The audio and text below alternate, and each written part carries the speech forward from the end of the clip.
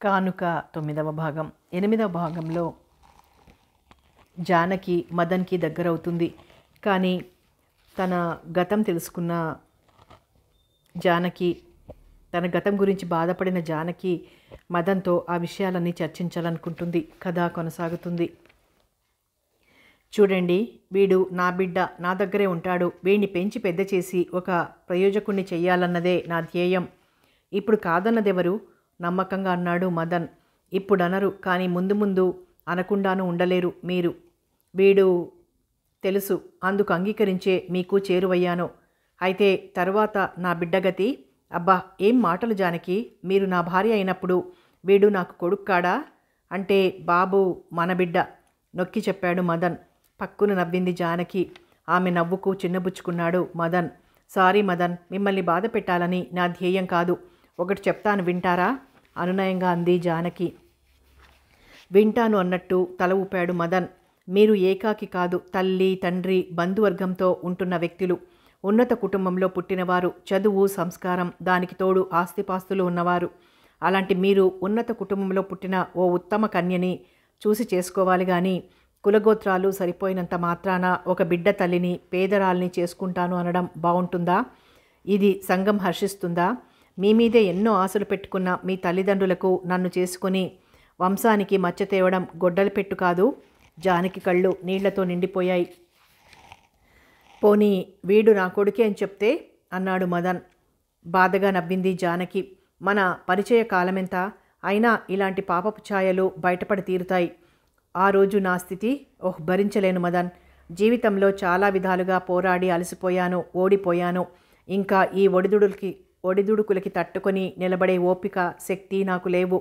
కానీ మదన్, నేను మిమ్మల్ని ప్రేమించానా లేదా అన్న అనుమానం మీకొచ్చింది కదూ. నా జీవితంలో నేను ఆరాధించే వ్యక్తి మీరొక్కరే అంటే నమ్ముతారా? మిమ్మల్ని మన ఈ మధురమైన పరిచయాన్ని తలుచుకుంటూ జీవితాంతం గడిపేయగలను. నమ్మండి, నమ్మకపోండి, నా హృదయంలో చెరగని ముద్ర మీ చూపు. మిమ్మల్ని తొలిచూపులోనే ఆరాధించాను. నా స్థితిని మరిచి మీకు చేరువ కావడానికి సిద్ధపడ్డాను. ఇంత తక్కువ వ్యవధిలో నా మనసులోని మాట ఇలా చెప్పినందుకు నన్ను సిగ్గుమాలిన దానిగా మాత్రం అనుకోకండి. కంటనీరు కొనగోటితో తుడుచుకుంటూ అంది జానకి. అయితే ఇంకేం, వెంటనే మనం పెళ్లి చేసుకుందాం జానకి అన్నాడు. పెళ్ళొక్కటే నా జీవితానికి ధ్యేయం కాదు మదన్. మనం మంచి స్నేహితుల్లా ఉండిపోదాం. అందుకే మీరు వెంటనే మీకు తగిన మరో అమ్మాయిని పెళ్లి చేసుకోండి. నేనెప్పుడు మీ మేలే కోరుకుంటాను. జానకి కంఠధారగా ప్రవహిస్తున్నాయి కన్నీరు. జానకి, అవును మదన్, మీరలా చేస్తేనే బాగుంటుంది. అదుపు తప్పుతున్న మనసుని అదుపులోకి తెచ్చుకుంటూ అంది జానకి. జానకిని చూసిన మదన్ కదిలిపోయాడు. లేదు జానకి, నన్ను నమ్మండి. ఎలాగైనా మా వాళ్ళని ఒప్పిస్తాను. నా మాట కాదనరు. ఆమె 2 చేతులు తన చేతుల్లోకి తీసుకొని అనునయంగా అన్నాడు. అయ్యో మదన్, మీరు తొందరపడుతున్నారు. లోకం పోకడని తప్పుగా అంచనా చేస్తున్నారు. అతని చేతుల్లో ఉన్న తన చేతుల్ని సున్నితంగా విడిపించుకుంటూ అంది జానకి. నాకు లోకంతో సంబంధం లేదు. వీడు నా కొడుకు. నువ్వు నా భార్యవి, దట్స్ ఆల్. దృఢంగా ఉంది మదన్ గొంతు. భార్య పరాయి మగాడి గురించి ఒక్క మంచి మాట మాట్లాడితేనే సహించలేని పురుషులు మసలే సంఘం మనది. అలాంటి ఈ సంఘంలో భార్యకి ఎవరి వల్ల కలిగిన బిడ్డని తన బిడ్డగా భావించి ఆదరించే పురుషుడు ఉన్నాడంటారా? ఒకవేళ ఉన్నా ఈ సమాజం అతన్ని కాకుల్లా పొడిచి చంపకుండా ఉంటుందంటారా? సుఖాన ఉన్న ప్రాణాల్ని కష్టాల పాలు చెయ్యొద్దు మదన్. ఎక్కడున్నా మీ క్షేమమే నేను కోరేది. నా మాట విని నన్ను మర్చిపోండి అనేసి 2 చేతుల్లోనూ ముఖం దాచుకొని భోరుమంది జానకి. ఒక్క క్షణం విరక్తిగా ఆమె కేసి చూశాడు మదన్. సారీ జానకి గారు, నేను పొరబడ్డాను. మీ అంత దూరం నేను ఆలోచించలేదు. ఏది ఏమైనా నా మూలంగా మీరు బాధపడొద్దు. కానీ ఈ స్నేహితుడిని మాత్రం ఎప్పుడైనా తలుచుకుంటూ ఉండండి. నేను మాత్రం ఇక ఇటుకేసి వచ్చి మీ మనసుకి కష్టం కలిగించనని హామీ ఇస్తున్నాను. మదన్ మెల్లగా లేచాడు. జానకి చివ్వున తలెత్తింది. ఆమె కదలికకి హఠాత్తుగా లేచి కూర్చున్న బాబుని ఎత్తుకొని చిన్నగా వాడి నుదుట ముద్దు పెట్టుకుని దించేసి వెనుదిరిగాడు మదన్. అతని కళ్ళు నీటితో నిండిపోయాయి. మదన్ గారు, కంగారుగా పిలిచింది జానకి. 4 అడుగులు వేసిన మదన్ క్షణం ఆగాడు. బాబు మెల్లగా వెళ్ళి మదన్ కాళ్ళు పట్టుకొని ఎత్తుకోమన్నట్టు చేతులు చాచాడు. చూశారా వాడెలా పట్టుకున్నాడో? వాడిని వదిలించుకుని వెళ్ళండి, చూద్దాం, నవ్వు తెచ్చుకుంటూ అంది జానకి. వాడు పసివాడు, పాపం పుణ్యం తెలియని అమాయకుడు. అందుకే నన్ను వదల్లేకపోతున్నాడు. నిష్ఠూరంగా అన్నాడు మదన్. అంటే నేను పొమ్మన్నానంటారా? వచ్చే నవ్వును పెదవుల్లో బిగించి అంది జానకి. పోనీండి, ఇప్పుడు మళ్ళీ ఆ గొడవెందుకు? అంటే నిజంగానే రేపటి నుంచి రారా? పోనీ ఉండమంటే? అంటే చివ్వున వెనక్కి తిరిగి తీక్షణంగా అన్నాడు మదన్. అతనిలోని ఆశ మళ్ళీ చిగురించటం ప్రారంభించింది. అంటే ఏముంది, నేను కూడా మిమ్మల్ని వెళ్ళనివ్వను. బాబులా కాళ్ళు చుట్టుకోను గాని.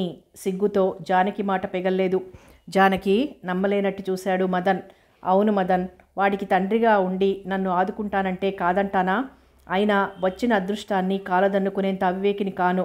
కానీ ఈ అభాగ్యురాలికి ఇంత అదృష్టమా అని నా నీడ తగిలితే మీ జీవితం కూడా కష్టాల పాలవుతుందని ఆలోచించి కాస్త జంక్యాను. అంతేగాని మీలాంటి యువకుడికి భార్యనయ్యేందుకు ఎలాంటి పూజ చేశానో. తన్మయత్వంతో సిగ్గు మర్చిపోయింది జానకి. ఒక్క అంగలో ఆమెను చేరాడు మదన్. అనురాగాన్నంతటినీ చూపుల్లో గుప్పించి ఆమె 2 చేతులు అందుకుని, thanks Johnny, many many thanks. పద, దైవదర్శనం చేసుకుందాం. పూజారి గారు మళ్ళీ వెళ్ళిపోతారేమో. ఉత్సాహంగా బాబునందుకుని గర్భగుడికేసి నడిచాడు. ముగ్గురు భగవంతుడి ముందు అంజలి ఘటించి తీర్థప్రసాదాలు తీసుకున్నారు. మదన్ వెంటనే పూజారికి విషయం క్లుప్తంగా చెప్పాడు. ఆనందంతో ఆయనకు క్షణం నోట మాట రాలేదు. శుభస్య శీఘ్రం. నీ మొర ఆ పరమాత్ముడు ఆలకిస్తూనే ఉన్నాడు తల్లి. ఇన్నాళ్లకు నీ పూజలు ఫలించబోతున్నాయి. నీకు కష్టాలన్నీ తీరినట్టే. జానకికి పూలు కుంకుమ ఇస్తూ ఆశీర్వదించాడు పూజారి గారు. పూజారికిద్దరూ నమస్కరించారు. జేబులోంచి కొన్ని నోట్లు తీసి పూజారి చేతిలో ఉంచాడు మదన్. 3 పచ్చ నోట్లు, కొన్ని చిల్లర నోట్లు చూస్తున్న ఆ పేద పూజారి కళ్ళు ఆనందంతోనూ కృతజ్ఞతతోనూ మెరిశాయి. దైవానికి మరోసారి నమస్కరించి పూజారికి చెప్పి బయటకొచ్చారు జానకి, మదన్లు. వస్తాను జానకి, నేను మా వాళ్ళకి చెప్పి ఎలాగైనా ఒప్పిస్తాను. మీరు కూడా మీ మామయ్య గారికి వాళ్ళకి చెప్పండి అంటూ బాబునోసారి ముద్దు పెట్టుకుని వెళ్ళిపోయాడు మదన్. జానకి మనసంతా ఆనందంతో తేలిపోతోంది. అది కలో నిజమో కూడా తెలియనంతటి తన్మయావస్థలో పడిపోయింది. తనకింతటి అదృష్టమా అని ఆశ్చర్యపోతోంది. ఇదంతా కలలా కరిగిపోతుందేమో అనుకుని భయపడింది కూడా. ఇల్లు చేరుకున్న జానకి బాబుకి అన్నం పెట్టి నిద్రపుచ్చి తలుపు దగ్గరగా లాగి ఉమా వాళ్ళింట్లోకి వచ్చింది. జానకిని చూసిన పార్వతమ్మగారు సాదరంగా ఆహ్వానించింది. ఉమ పడుకుందా పిన్ని అంది ఇంట్లోకి కలియజూస్తూ జానకి. గదిలో చదువుకుంటోందమ్మా. బాబు పడుకున్నాడా అంది పార్వతమ్మగారు. అవును పిన్ని అంటూ పిల్లిలా వెళ్ళి చదువుకుంటున్న ఉమ కళ్ళు మూసింది జానకి. పుస్తక పఠనంలో లీనమై ఉన్న ఆమె తుళ్ళిపడి కళ్ళ మీద చేతుల్ని తడిమి జానీ అంది నవ్వుతూ. వెంటనే చేతులు తీసేసి చిరునవ్వుతో ఆమె పక్కనే చతికిలబడింది జానకి. What a surprise! ఏమిటి ఈరోజు జానకీదేవి ఇంత ఆనందంగా ఉంది? ఆ శ్రీరామచంద్రుడు కానీ రాలేదు కదా విల్లు విరవటానికి? బాబుని స్వీకరించడానికి తమాషాగా అంది ఉమా కాస్త సీరియస్గా మాట్లాడు. చిరుకోపంగా చూసింది. అందుకే నేను సరదాగా అన్నాను. చెప్పు, విషయం ఏమిటి? ఏదో పెద్ద కారణం ఉండకపోతే ఈ టైంకి నువ్వు నా గదికి రావు. చెప్పు కుతూహలంగా అంది ఉమా. సరే చెప్పేస్తున్నాను, చెప్పు, జాగ్రత్తగా వినాలి మరి. అబ్బబ్బా, ఏం ఉడికిస్తావు కానీ చెప్పు తల్లి. నేను పెళ్లి చేసుకోవాలనుకుంటున్నాను గబగబా అనేసింది జానకి. Very good. ఉమా కోపంగా చూసింది జానకి. సారీ, కంగ్రాచ్యులేషన్స్ చెప్పాలి కదూ my dear Janaki. Hearty congratulations అల్లరిగా నవ్వింది ఉమా. అదిగో నేనేమో సీరియస్గా చెప్తుంటే నువ్వు తమాషాగా తీసుకుంటున్నావు బొంగమూతి పెట్టి అంటున్న జానకిని చూసి పక్కున నవ్వింది ఉమా. కాదు జానీ, చెప్పు, నేను నిజంగానే వింటున్నాను. ఈ మాట విని నేను అదిరిపడలేదని కదూ నీ సందేహం? కానీ ఈ శుభవార్త ఎప్పుడో ఓ రోజు వింటానని నాకు తెలుసు. అయితే ఇంత తొందరలో అని మాత్రం అనుకోలేదు. ఏదైనా మంచి ప్రోగ్రెస్. సీరియస్నెస్ నటిస్తూ అంది ఉమా. అదిగో మళ్ళీ నెత్తిన ఒకటి మొట్టింది జానకి. అబ్బా జానకమ్మ తల్లి, నీ పెళ్ళి కాదు గాని నా మాడు చిల్లు పడింది కదే. ఇంతకీ నీ కథానాయకుడు ఆ మదరగోపాలుడేనా? అతనంతటి హీరోనే అని అనుకుంటూనే ఉన్నాను. అలా కోపంగా చూడకు మరి. ఇంతకీ ఈ శుభవార్త అమ్మకి అందజేయాలంటావు అంతేనా? వంచి ఉన్న జానకి తలని మెల్లగా ఎత్తుతూ ఆప్యాయంగా అంది ఉమా. అవును ఉమా, నువ్వే చెప్పాలి అని తనకి మదన్కి మధ్య జరిగిన సంభాషణంతా పూసగుచ్చినట్టు చెప్పింది జానకి. ఉమ మనసు ఆనందంతో పొంగిపోయింది. అలాగే జానీ, నువ్వెళ్ళు ముందు. నేను అమ్మ నాన్నకి, నాన్న మీ మామయ్యకి ఈ వార్త చెప్పేస్తాం. రేపో మాపో మోగుతుంది సన్నాయి అంటూ కూనిరాగం తీసి జానీని పంపేసి తల్లి చెవిన ఈ వార్త వేసింది ఉమ. అలాగా, పోన్లే పాపం, నిండా 20 ఏళ్లు లేని ఈ పిల్ల బాధ్యతల్ని చూస్తుంటే కడుపు చెరువైపోతోంది. ఇన్నాళ్లకి ఆమె ఓ ఇంటిదవుతోంది. అంతే చాలు, ఉండు మీ నాన్నకు చెప్తాను. ఆయన వెళ్ళి జానకి మేనమామకు చెప్తారు. ఆయన సరేనంటే సరే సరి, లేకపోతే ఆ పిల్లనెత్తిన ఆ 4 అక్షింతలు మనమే వేసేద్దాం అందావిడ తేలిగ్గా నిట్టూరుస్తూ. వెంటనే పశుపతి గారికి చేరింది ఆ వార్త. జానకి జీవితం ఓ దారిన పడిందని ఆయన మరీ మరీ సంతోషించాడు. జానకి దగ్గరికొచ్చి ఆమెకి శుభాకాంక్షలు అందించేసి ఆమెతో చెప్పి అలా కామేశం ఇంటికేసి బయలుదేరారు పశుపతి గారు. పశుపతి గారు వెళ్లేసరికి అందరూ ఇంట్లోనే ఉన్నారు. వాకిట్లో కారు ఆగగానే మాధవి ఆయన్ని గుర్తించి లోపలికి ఆహ్వానించింది. ఉండండి, మామయ్య గారిని పిలుస్తాను అంది లోపలికెళ్తూ. 2 నిమిషాల్లో కామేశం వచ్చాడు హాల్లోకి. నా పేరు పశుపతి, మీ జానకి మా అమ్మాయి స్నేహితులు అని చిరునవ్వుతో తనంతానే పరిచయం చేసుకున్నాడు. ఇంట్లో అందరినీ పేరు పేరున పిలిచి పరిచయం చేశాడు కామేశం. విఠల్ని పరిచయం చేసినప్పుడు చూసి తెల్లబోయాడు పశుపతి గారు. దొరబాబులా ఉండి మాటల్లోనూ చేతల్లోనూ కూడా ఎంతో సంస్కారం ఉట్టిపడుతున్న ఇతను పిచ్చివాడా నమ్మలేకపోయాడు. ఆయన ఆశ్చర్యం గమనించిన విఠల్ నొచ్చుకోకపోగా చిన్నగా నవ్వి, మీరు నన్ను చూసి ఆశ్చర్యపోవడంలో వింతేమీ లేదు సార్. జానకి ఇల్లు వదిలిన నాటి విఠల్ వేరు, ఈనాటి విఠల్ వేరు. జానకి కూడా నాకు బాగైనట్టు తెలియదు. నాకు బాగై ఇక్కడి విషయాలన్నీ ఒకటొకటిగా తెలుసుకున్న తర్వాత జానకి ముఖం చూడటానికి నాకు ధైర్యం చాలేదు. ముఖ్యంగా వీటన్నింటికీ నేను కారకుణ్ణి. ముందు అమ్మతో జానీని చేసుకుంటాను అనడం, ఆపై నాకు మతిస్థిమితం తప్పడం, తరువాత అమ్మ మాకు బలవంతంగా పెళ్లి చేస్తాననడం అన్నీ మీకు తెలిసే ఉంటాయి. అందుకే జానకి తన భాగస్వామిని ఎన్నుకునే వరకు తన కంటపడదలుచుకోలేదు. నా బాగు గురించి చెప్పొద్దని అందరి దగ్గర మాట తీసుకున్నాను. అందుకే నేను మీకు పూర్తిగా కొత్తవాడిలా కనిపిస్తున్నాను. నిస్సంకోచంగా చెప్తున్న విఠల్ కేసి ప్రశంసాపూర్వకంగా చూశారు పశుపతి గారు. కామేశం, భవానీ తలలు వంచుకున్నారు. అదే నోయ్, ఆ విషయం మాట్లాడాలనే వచ్చాను. ఏ విషయం సార్? వింతగా చూశాడు విఠల్. జానకి పెళ్లి విషయం. ఏమిటి? ఆదుర్దాగా చూశారంతా. పశుపతి గారు విషయమంతా వివరించారు. ఎంత అతను కోరి చేసుకుంటున్నా సాంప్రదాయ సిద్ధంగా ఎవరైనా వధువు వైపు వారు వెళ్ళి అడిగితే బాగుంటుంది. ఎలాంటి బంధుత్వము లేని నేను అడగడం కంటే తండ్రి తర్వాత తండ్రి అంతటి మేనమామగా మీరడిగితే బాగుంటుందని నా ఉద్దేశం. తనొచ్చిన పని బయటపెట్టాడు పశుపతి గారు. విషయమంతా విపులంగా విన్న అందరూ హాయిగా నిట్టూర్చారు. అలాగే పశుపతి గారు, మీరు నేను కూడా వెళ్ళి మాట్లాడదాం. బంధుత్వం లేకపోయినా తండ్రిలా మీరు ఆదుకున్నారు మా జానకిని మనస్ఫూర్తిగా అన్నాడు కామేశం. ఆయనకి ఈ వార్త చాలా ఆనందాన్నిచ్చింది. కాఫీ టిఫిన్లు వారి బలవంతం మీద తీసుకుని వారి దగ్గర సెలవు తీసుకున్నాడు పశుపతి గారు. వారం రోజుల్లో మాటలు, లగ్న నిర్ణయించడాలు అయిపోయాయి. పెళ్లి తమ ఇంట్లోనే జరగాలని పట్టుబట్టారు మదన్ తల్లిదండ్రులు. తప్పనిసరిగా అంగీకరించారు కామేశం వాళ్ళు. భవాని ఇప్పుడు పూర్తిగా మారిపోయింది. జానకిని, బాబుని తమ ఇంటికి తీసుకొచ్చేశాడు కామేశం. జానకి, మదన్లు తరువాత 4-5 సార్లు మాత్రమే కలుసుకున్నారు గుళ్ళో. పెళ్ళి ఇంకా 10 రోజులుంది. జానకి ఇంకా గుడికెళ్తే బాగుండదని మదన్తో చెప్పింది. అతను అంగీకరించాడు. ఇద్దరూ ఓసారి వెళ్ళి దైవదర్శనం చేసుకుని పూజారిని స్వయంగా ఆహ్వానించి పెళ్ళయ్యాక మళ్ళీ దైవదర్శనానికి వస్తామని చెప్పి ఎవరిళ్ళకి వాళ్ళు వెళ్ళిపోయారు. అటు ఇటు కూడా పెళ్లి పనులు చురుగ్గా సాగుతున్నాయి. జానకి దగ్గర వాళ్ళంతా వచ్చేశారు. అమ్మో, పల్లెటూరు పిల్ల జానకెంత గడుసైంది, ప్రేమించి మరీ పెళ్లి చేసుకుంటోంది అంటూ తమాషా చేశారు కొంతమంది. అయినా అదేమిటి, మన కుటుంబాల్లో మగపెళ్లి వారింట పెళ్లి చేయడమేమిటి, మనకు కలిగినంతలో మన ఇంట్లోనే చెయ్యాలి కానీ అంటూ దీర్ఘాలు తీశారు కొంతమంది అమ్మలక్కలు. అన్నింటికీ చిరునవ్వే సమాధానంగా చెప్పింది జానకి. నిండు చూలాలు ఇందిర ఆ రోజు మగపెళ్లి వారింటికొచ్చి వారి వైభవం, అంతస్తు, ఆడంబరం, పెళ్లికొడుకు రూపురేఖలు చూశాక మొహం కాంతిహీనమై ఈర్ష్యతో బగ్గుమంది. కానీ వారి ఆదరం, పెళ్లికొడుకు మంచితనం, జానకి అమాయకత్వం, చిన్నప్పటి నుంచి ఆమె పడ్డ కష్టాలు గుర్తొచ్చి తనంతానే నిందించుకుంది. అబ్బ జానీ, మీ హీరో ఎంత బాగున్నాడే, చూడ్డానికి 2 కళ్ళు చాలవనుకో. ఆ వినయం, విధేయత, ఓహ్, ఇంత అందమైన నువ్వు దిగదూడిపే అతని ముందు. ఇంతకీ నీ పూజాఫలం నవ్వుతూ అంది ఇందిర జానకితో. జానకి సిగ్గుగా నవ్వింది.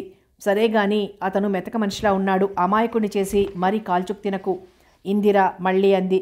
ఇందిర మాటలు విన్న ఉమా, ఏమిటి అతను మెతక మనిషి, అమాయకుడునా? పాపం చాలా అమాయకుడు, అందుకే అసలు పెళ్ళే వద్దు మొర్రో అంటున్న పిల్లని ఆమె చుట్టూ తిరిగి పెళ్లి దాకా లాక్కొచ్చి ఇంత తొందరలో లగ్నాలు కూడా పెట్టించేశాడు. అమాయకుడు మరి, పెద్ద చదువులు చదివి మరింత పోలీస్ ఆఫీసర్ అయ్యే పాపం అమాయకుడు కాదు మరి. ఎంత సత్యం చెప్పావు ఇందిరా అంది జానకి పక్షం వహిస్తూ. వారిరువురి సంభాషణ కుతూహలంగా వింటున్న జానకి తుళ్ళిపడింది. ఏమిటి, ఆయన పోలీస్ ఆఫీసరా? విస్మయంగా అంది. ఆమె ఆశ్చర్యానికి పక్కున నవ్వారిద్దరు. ఆఫీసరా అని మెల్లగా అంటున్నావా? ఐపీఎస్ ఆఫీసర్, పెద్ద మంది మార్బలం. అయినా మీ ప్రేమ సంభాషణలలో ముఖ్యమైన ఈ సంగతి రాలేదని నువ్వంటే అలా అనుకునేంత పిచ్చివాళ్లం కాదు మేము అంది ఇందిర. నిజంగా నాకు తెలియదు ఇందు. ఏదో పొరుగురులో ఉద్యోగం అన్నారే తప్ప అది ఏం ఉద్యోగమో ఏ ఊరో నేను అడగనూ లేదు, ఆయన చెప్పనూ లేదు అయోమయంగా చూస్తూ అంది జానకి. ఇంతకీ మమ్మల్ని ఎప్పుడైనా కలుస్తావా, లేక ఆ మదన గోపాలుడి సాన్నిధ్యంలో సర్వం మరిచి? ఇందిర మాట పూర్తి కాకుండానే పోండర్రా, ఇంక మీ పరిహాసాలు చాలు. బుగ్గలు కందిపోయిన జానకి సిగ్గుగా వారించింది. ఉమా వాళ్ళు నవ్వుతూ ఆమెను ఒంటరిగా గదిలో వదిలేసి మళ్ళీ వస్తామని వెళ్ళిపోయారు. తన భర్త ఐపీఎస్ ఆఫీసర్. అమ్మో, చిన్నతనం నుంచి తనకి పోలీసులంటే చచ్చే భయం. ఏదో సారా కేసు గొడవల్లో అప్పుడప్పుడు తమ పల్లెకి పోలీసులు వస్తే కిటికీ తలుపులు కూడా బంధించుకొని వాళ్ళు ఊళ్ళోంచి వెళ్లారంటే గాని తలుపు తీసుకొని బయటకు వచ్చేది కాదు. ఈయన గారు ఎలా ఉంటారో, అయినా ఎంత దాపరికం. అలా అని నాతో చెప్తే ఏమో, ఏదో ఉద్యోగం అంటూ తేల్చేయకపోతే పలానా ఉద్యోగం అంటే తన సొమ్మేం పోయిందో రేపు అడగాలి మురిపెంగా విసుక్కుంటూ అనుకుంది జానకి. ఇంత మంచి భర్త లభించడానికి తనెంత మంచి పూజలు చేసుకుందో. మదన్ తల్లిదండ్రులు మాత్రం ఎంత ఆప్యాయంగా మాట్లాడారు. తమ మదన్ని మోసం చేయడం లేదు కదా. క్షణం ఆత్మవిమర్శ చేసుకుంది జానకి. ఆ వెంటనే లేదు లేదు, నేనేమీ కప్పిపుచ్చలేదు. విధివంచితనని, బిడ్డ తల్లినని కూడా చెప్పాను. అందుకు ఆయన ఇష్టపడే నన్ను చేసుకుంటున్నారు. ఆ తరువాత మెల్లగా బాబు సంగతి చెప్పాలి అనుకుంది. కలల్లో తేలిపోతున్న జానకి అమ్మమ్మ తనని ఆశీర్వదిస్తున్నట్టు వారికి మనస్సులోనే నమస్సులు అందజేసింది. గోపాలం, లత, పిల్లలు అంతా వచ్చేశారు. మిగతా కొందరు జానకి సవితి తల్లి తండ్రి పెళ్లి 3 రోజులుందనంగా దిగారు. అందర్నీ ఆప్యాయంగా ఆహ్వానించింది. భవానీ ఇల్లంతా హడావిడిగా ఉంది. సూర్యం, బిఠల్ పెళ్లి భారమంతా తామే మోస్తున్నట్లు తిరుగుతున్నారు. బాబు పనులన్నీ లత చూస్తోంది. ఊళ్ళో పిలుపులు కూడా అయిపోయాయి. ఆ రోజే వియ్యాల వారింటి నుంచి ఆహ్వానం వచ్చింది. బంధువుల్లోనే కొందరు జానకి పట్టిన అదృష్టానికి తట్టుకోలేక సమయం వచ్చినప్పుడు విషం కక్కుతున్నారు మాటల్లో. జానకి ఆనందం వర్ణనాతీతం.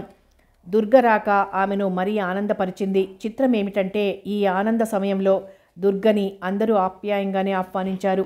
ఇల్లంతా సందడిగా పెళ్లికల ఉట్టిపడుతూ దివ్యకాంతులీనుతోంది. ఆ రోజు ఉదయం జానకిని పెళ్లి కూతురు చేశారు. పశుపతి గారి కుటుంబం కూడా స్వంత మనుషుల్లా తిరుగుతున్నారు. రాత్రి లగ్నం. 2 బస్సుల నిండా ఆడపెళ్లివారు తరలి వెళ్లారు. కామేశం, శర్మ, రామచంద్ర, గోపాలం అందరూ తలో 10,000కి డ్రాఫ్ట్స్ అందజేశారు జానకి. తల్లిదండ్రులు ఆమెకు కొంత పొలం ఇవ్వాలనుకోవడం దృష్టిలో ఉంచుకొని, మన ఇంట్లో జరిగే ఖర్చులన్నీ నేనే పెడతాను అన్నాడు జానకి తండ్రి. కానీ కామేశం ససేమిరా ఒప్పుకోలేదు. అది మా ఇంట్లో పిల్లగా పెరిగింది, కట్న కానుకలే ఎలాగూ లేవు, కాస్త పెళ్ళైనా చెయ్యనీండి నన్ను అనేశారు. పర్వాలేదు జానీ, మీ ఆయనకి అలా ఇలా 50,000 దాకా ముట్టింది అంది ఉమ జానకి చెవిలో. జానకి చిన్నగా నవ్వింది. అయినా పోలీస్ ఆఫీసర్ కట్నం తీసుకోవడం ఏమిటి అంది ఇందిర తమాషాగా బుగ్గలు నొక్కుంటూ. అవును, అది చాలా నేరం వంతపాడింది వాసంతి. మిగతా వాళ్ళు తీసుకోవచ్చా? లత కల్పించుకుంటూ అడిగింది సరదాగా. కూడదనుకో, కానీ మరీ నేరాలాపే పోలీసు వారే తీసుకుంటే నసిగింది ఇందిర. మా అబ్బాయేం కట్నం కోసం చూడలేదు. అసలు అతను కోరితే లక్షలు వచ్చి పడేవి. ఏదో పెద్దలందరూ బాధపడతారని మౌనంగా ఊరుకున్నాడంతే. లత మదన్ని వెనకేసుకొచ్చింది. అమ్మో, చాలా కోపం వచ్చింది అత్తయ్య గారికి. అసలు 1000 తపస్సులు చేసినా మా జానకి లాంటి పిల్ల మీకు దొరకదు, అది గుర్తుంచుకోండి. మాధవి జానకి తరపున సరదాగా అంది. మీరు వాదించుకోకండి. 2 రోజులు పోతే జానకి మదన్లది ఒక్క మాటైపోయి మీరంతా తెల్లముఖాలు వెయ్యాలి. కాస్త దూరంగా పువ్వులు మాలకడుతున్న భవానీ అందుకుంది. అంతా నవ్వేశారు. జానకి సిగ్గుతో ముడుచుకుపోయింది. మంగళ వాయిద్యాల హోరుతో, పండితుల ఆశీస్సులతో, పురోహితుల మంత్రఘోషలో, పచ్చని పందిరిలో నిర్మింపబడిన వేదిక, ఆ వేదిక నడుమ ప్రకృతి సిద్ధమైన పూలతో నిర్మించబడిన కళ్యాణ మందిరంలో అపూర్వమైన జంట జానకి మదన్ల వివాహం జరిగిపోయింది. అక్షతల వర్షం కురిసింది. కన్యాదాత పక్కకు జరిగాడు. మదన్ స్నేహ బృందం ఒకవైపు, జానకి స్నేహ బృందం మరోవైపు ఉండి తలంబ్రాల తంతు ఉత్సాహంగా జరిపించారు. పెళ్లి తంతు ముగిసింది. దేదీప్యమానంగా వెలుగుతున్న లైట్ల కాంతిలో జానకి పల్లెబాటుపై మిలమిలా మెరుస్తున్నాయి నూతన మంగళసూత్రాలు. నాగవల్లి సదస్సం మర్నాటికి కేటాయించారు. పిల్ల పాప అంతా నిద్రలోకి ఒరిగిపోయారు. మేడ క్రింద గదిలో బంధుజనం మధ్య పడుకున్న జానకికి గాని, మేడ మీద స్నేహితులతో కబుర్లాడి జార్లగిలబడి ఉన్న మదన్కి గాని నిద్రమాట అటుంచి రెప్పలు కూడా మూతపడడం లేదు. పెళ్లి ముస్తాబులో తనెంత అందంగా ఉంది అనుకున్నాడు మదన్. ఆమె రూపు అతన్ని నిద్రపోనివ్వడం లేదు. సిగ్గుతో తలవంచుకున్న ముఖం పదే పదే గుర్తుకొచ్చి మనసంతా అదోలా గిలిగింతలు పెడుతోంది. అబ్బా, ఎప్పుడు తెల్లవారుతుందో, ఎప్పుడు జానకిని చూస్తానో అనుకున్న అతని ఆలోచనలకి అతనే నవ్వుకున్నాడు. మర్నాడు నాగవల్లి చాలా సరదాగా జరిగిపోయాయి. భోజనాలయ్యాక పెద్దలంతా భుక్తాయాసంతో నడుములు వాల్చారు. రాత్రికి అప్పగింతలు. వారింట్లో వారికే అప్పచెప్పడం అంటే తమాషాగా ఉందందరికీ. అందుకే గృహప్రవేశం మరో పేటలో ఉన్న పాత భవంతిలోకి నిర్ణయించారు మదన్ తల్లిదండ్రులు. అది వారికి పెద్దలు ఇచ్చిన మేడ. అది కూడా రంగులతో జిలుగులతో ముస్తాబై వింత వింత లైట్లతో దగదగా మెరిసిపోతోంది. మధ్యాహ్నం వధూవరులిద్దరికీ సహపంక్తిన భోజనం పెట్టారు. పిల్లలు పెద్దలు కూడా వారి పరిహాసాలతో పెళ్ళింటికి ఓ నవ్వుల పందిరిగా చేసేశారు. జానకి పసుపు బట్టలతో, పల్లెబాటు మరీ మొయ్యలేనని పూలదండలతో పెద్ద గదిలో ఓ పెట్టె మీద కూర్చుంది. ఆమె చుట్టూ ఉమా, వాసంతి, లత, మాధవి, ఇందిర కూర్చున్నారు. ఏవేవో కబుర్లు చెప్పుకొని నవ్వుకున్నారు. ఆ సమయంలో మదన్ మెల్లగా వచ్చి గదిలో తొంగి చూశాడు. పెట్టె మీద కూర్చున్న జానకి ఎందుకో పక్కున నవ్వింది.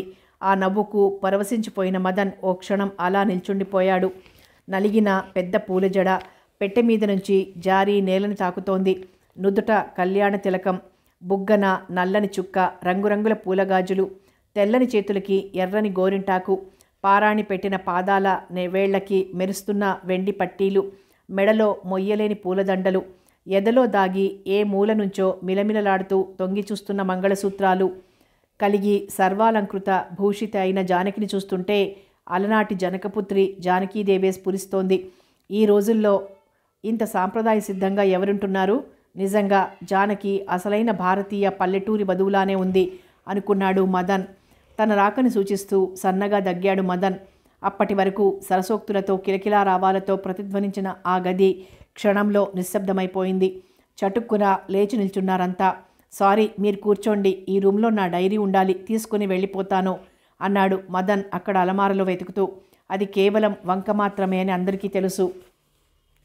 నిజంగా ఆ డైరీ కావాలంటే తనే స్వయంగా రావాలా అంటూ నవ్వుకున్నారు.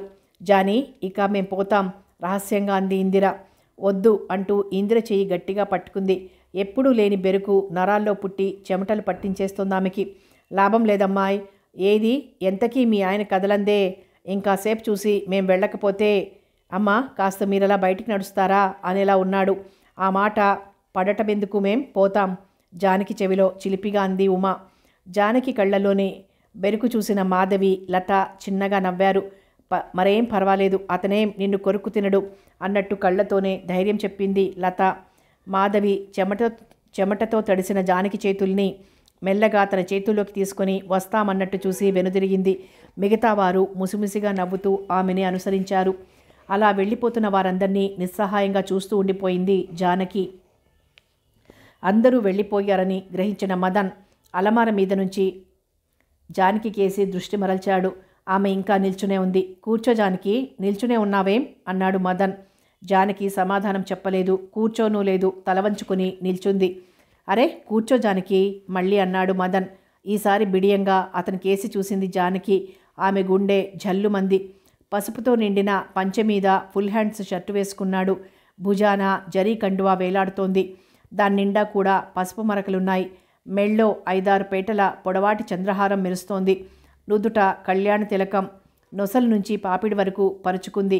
బుగ్గన చుక్క, కళ్ళ కాటుక కాస్త చెదిరినా అది ఒక అందంగానే కనిపిస్తోంది.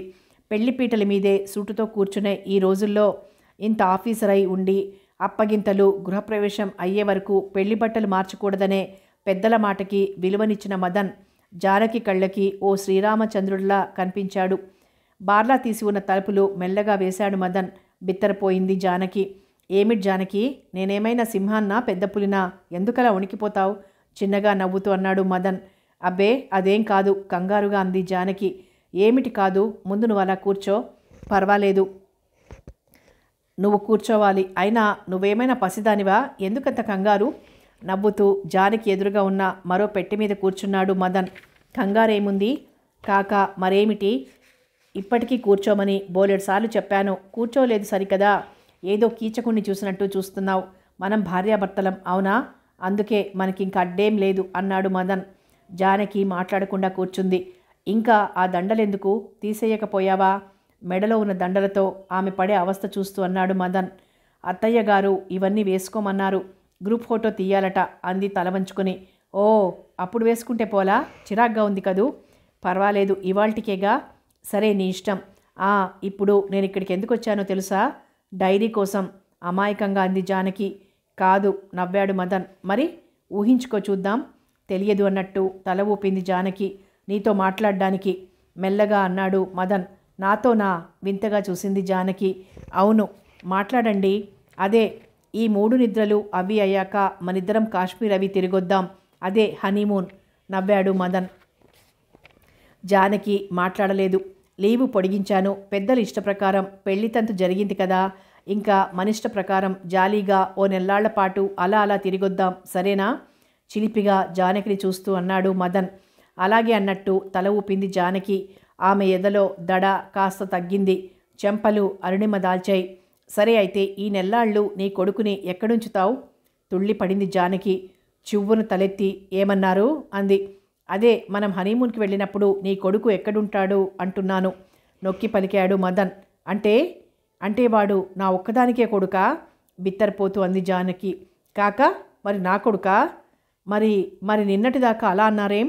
నోట్లోని తడి ఆరిపోతుంటే తడబడుతూ అంది జానకి. ఎలా అన్నాను? వాడు మన బిడ్డ అని. ఓ అదా అన్నాను. కానీ నా కొడుకు కాని వాణ్ణి నా కొడుకుగా అంగీకరిస్తానని నేను చెప్తే మాత్రం నువ్వెలా నమ్మావు? ఎదురు ప్రశ్న వేశాడు మదన్. అంటే తీక్షణంగా చూసింది జానకి. అంటే ఏముంది, నీ మీద ప్రేమ కొద్దీ అలా ఓ చిన్న అబద్ధం ఆడేశాను. అలా చెప్తే గాని నువ్వు మన పెళ్లికి ఒప్పుకోవని నాకు తెలుసు. అందుకే అప్పుడు అలా అన్నాను, నిర్లక్ష్యంగా అన్నాడు మదన్. అతని మాటలకి నిర్ఘాంతపోయింది జానకి. అయితే బాబుని మీరు కొడుగ్గా అంగీకరించరా? జారిపోతున్న ఆశని కూడదీసుకుంటూ అంది జానకి. నో, మోసం, అంతా మోసం. ఏడుపు వచ్చేసింది ఆమెకి. ఇందులో మోసం ఏముంది జానకి? వాడు మన దగ్గరే ఉండాలనేముంది? ఎక్కడో అక్కడ బాగుండాలి అంతేగా. రేపు తీసుకెళ్ళి ఏ అనాథాశ్రమంలోనో చేర్పించేద్దాం. కాస్తో కూస్తో డబ్బు కూడా పంపుతూ ఉంటాను నచ్చ చెప్తున్న ధోరణిలో అన్నాడు మదన్. అనాథాశ్రమానికి పంపితే మనం డబ్బు పంపక్కర్లేదనుకుంటాను, వ్యంగ్యంగా అంది జానకి. పోనీ నీకిష్టం లేకపోతే ఏ హాస్టల్లోనూ ఉంచుదాం. అయినా ఇంత చిన్నపిల్లల్ని చేర్చుకుంటారో లేదో ఏదో ఆలోచిస్తూ అన్నాడు మదన్. మీకు ఆ శ్రమ అక్కర్లేదు, తీక్షణంగా అంది జానకి. అంటే బాబు నా దగ్గరే ఉంటాడు. బావుంది, అదెలా కుదురుతుంది? ఏం, మనకి పెళ్ళైపోయింది, ఇప్పుడు మనం భార్యాభర్తలం, తాపీగా అన్నాడు మదన్. అయితే నువ్వు నా భార్యవి కనుక నేను చెప్పినట్టు వినాలి. ఓ అదా మీ ధైర్యం? అయితే నా మాట కూడా కాస్త వినండి. నాకు నా సౌఖ్యం కన్నా నా బిడ్డ భవిష్యత్తు ముఖ్యమని మీకు బాగా తెలుసు.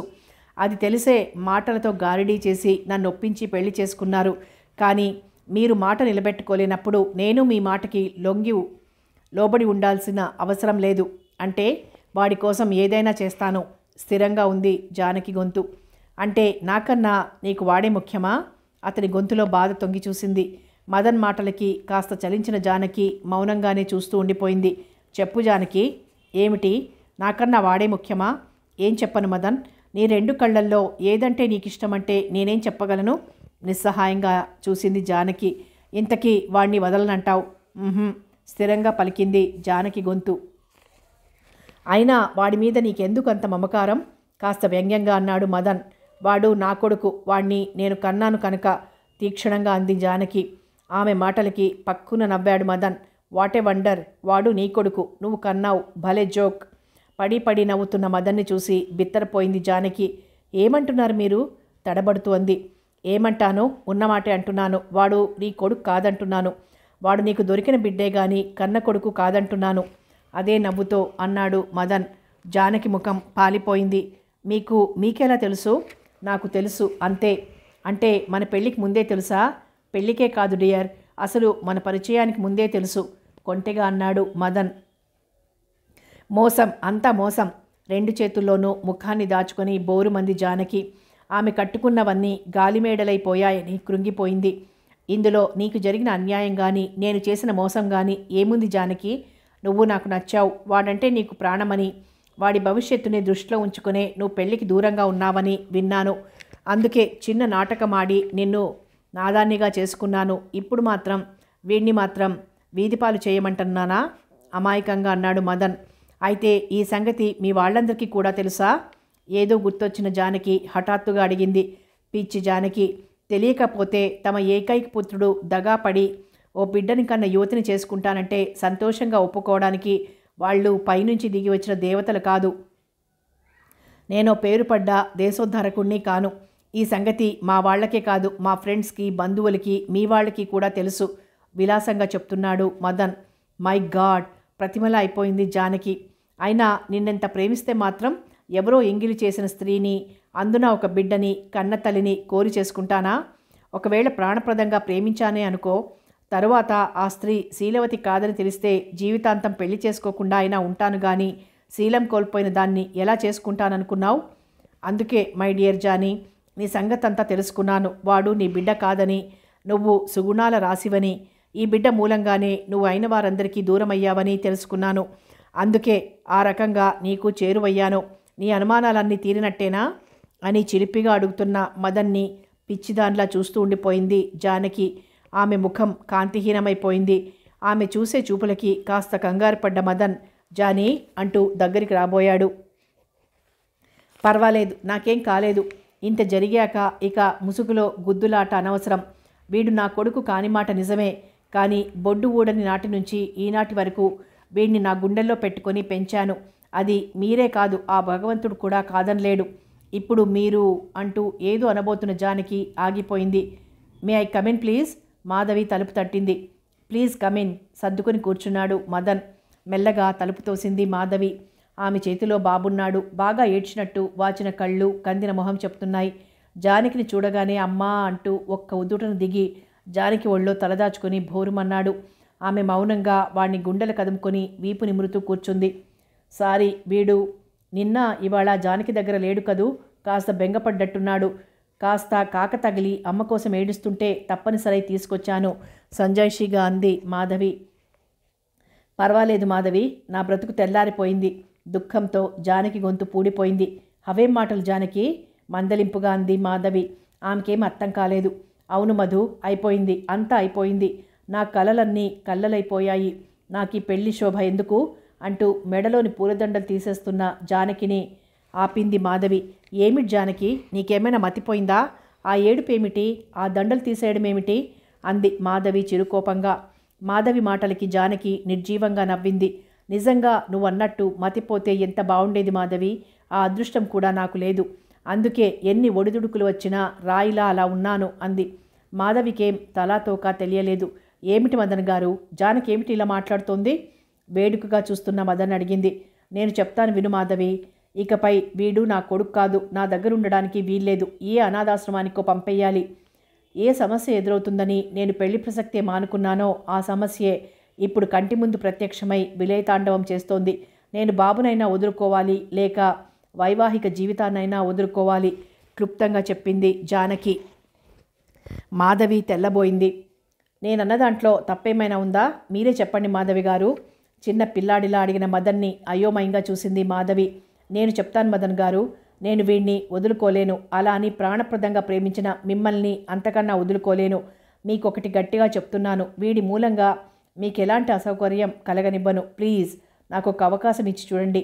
మీకు ఆ ఉద్దేశం ఉందని ఊహామాత్రంగానైనా నాకు ముందే తెలిసి ఉంటే మీకు దూరంగా, చాలా దూరంగా వెళ్ళిపోయేదాన్ని.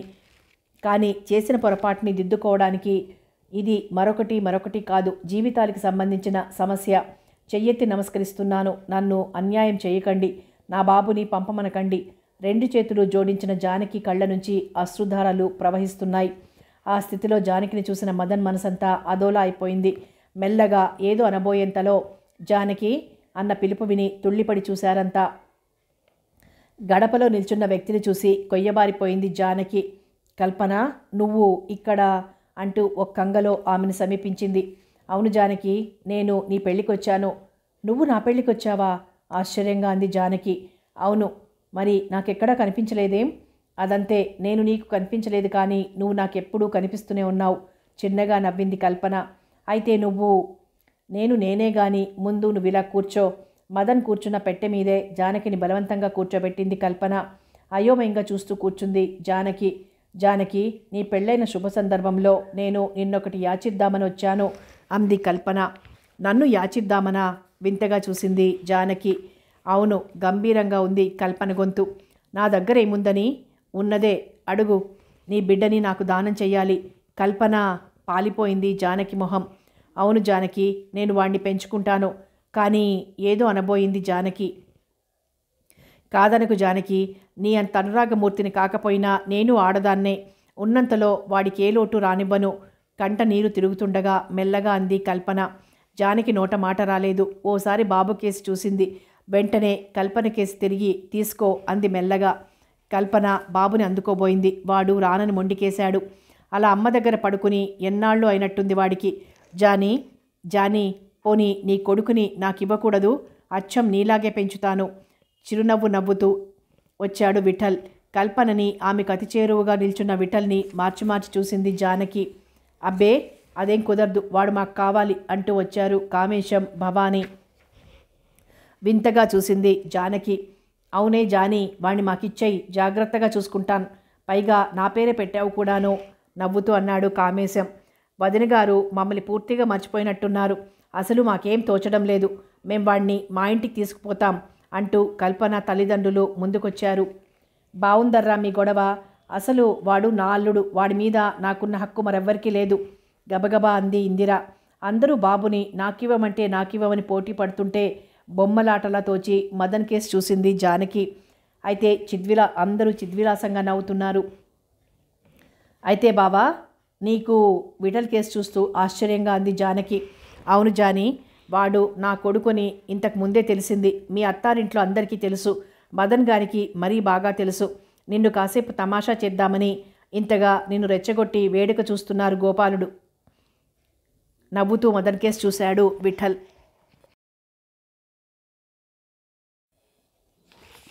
బావా, నిజంగా బాబు చాలా అదృష్టవంతుడు జానీ. పసితనంలో నీ చేతిలో పెరిగాడంటే వాడెంతటి వాడు కావాలో. ఆనాడు నువ్వే కనుక ఆదుకోకపోతే. విఠల్ కంఠంలో కృతజ్ఞత తొడికిసలాడింది.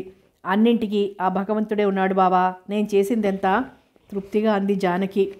ఎంత విచిత్రం, దిక్కులేని అనాథ అనుకున్న తన చిన్నారి బాబుకి ఎంతమంది అండ ఉంది అనుకుని తేలిగ్గా ఊపిరి తీసుకుంది. మదన్ మాట్లాడిందంతా వట్టి తమాషా అని తెలియగానే అతని పట్ల గల ప్రేమానురాగాలు రెట్టింపయ్యాయి జానకి. నాన్న, అదిగో అమ్మ, వెళ్ళు అంది బాబుని కల్పన కేసి తోస్తూ. బాబు ఒకసారి కల్పన కేసి పరీక్షగా చూసి అన్నాడు వెళ్ళరన్నట్లు. ఆవిడ మీ అమ్మరా? కాదు, ఖచ్చితంగా అన్నాడు బాబు. మరి మీ అమ్మెవరు? సరదాగా అన్నారెవరో. ఇదిగో మా అమ్మ ముద్దుగా అంటూ 2 చేతులు జానకి మెడకి పెనవేసి చెంపకి చెంప అంచాడు బాబు. మరి మీ నాన్నేడి బాబు? చిలిపిగా అంది ఉమా. అడుగో మా నాన్న అంటూ టక్కున మదన్ కేసు చూపించాడు బాబు. హతోస్మి. ఒరేయ్ నాయనా, ఇంక నన్ను వదిలేరా బాబు. అదిగో ఆ కనిపిస్తున్నాడే ఆయనేరా మీ నాన్న. బాబాబు వెళ్ళి పట్టుకో. దగ్గరగా ఉన్న విఠల్ కేసి చూపించాడు మదన్ భయం నటిస్తూ. అందరూ గొల్లున నవ్వారు.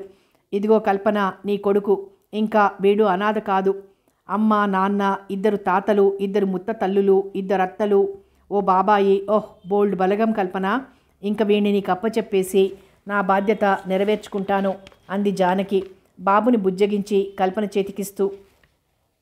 కల్పన సంకోచం విడిచి బాబుని గుండెలకి హత్తుకుంది. బాబుకి అమ్మా నాన్నలు కూడా 2 సరిచేసింది ఉమా. అవునవునంటూ అంగీకరించారంతా. అందరి మనసులు ఆనందంతో పొంగిపోయాయి. కలిసొచ్చే రోజుల్లో నడిచొచ్చే కొడుకు పుడతాడంటారు. ఇదేనేమో మన విఠల్కి పెళ్లి కాకుండానే కొడుకు నడిచొచ్చేశాడు అన్నాడు అప్పుడే వచ్చి విషయమంతా తెలుసుకున్న విఠల్ స్నేహితుడు జాన్. నాకు తెలియకుండానే వాళ్ళ నాన్న గొలుసు వాడికి ఇచ్చేశాను. ఎంత చిత్రం అన్నాడు కామేశం బాబుని ముద్దాడుతూ. అవునవును, అసలు కన్నా వడ్డీ ముద్దంటారు. రక్త సంబంధమే అలా ఇప్పించింది అంది భవానీ సంబరంగా. విఠల్, కల్పనల పెళ్లి క్లుప్తంగా రిజిస్ట్రార్ ఆఫీస్లో చేయడానికి నిర్ణయించుకున్నారు పెద్దలు. కథ కొనసాగుతుంది.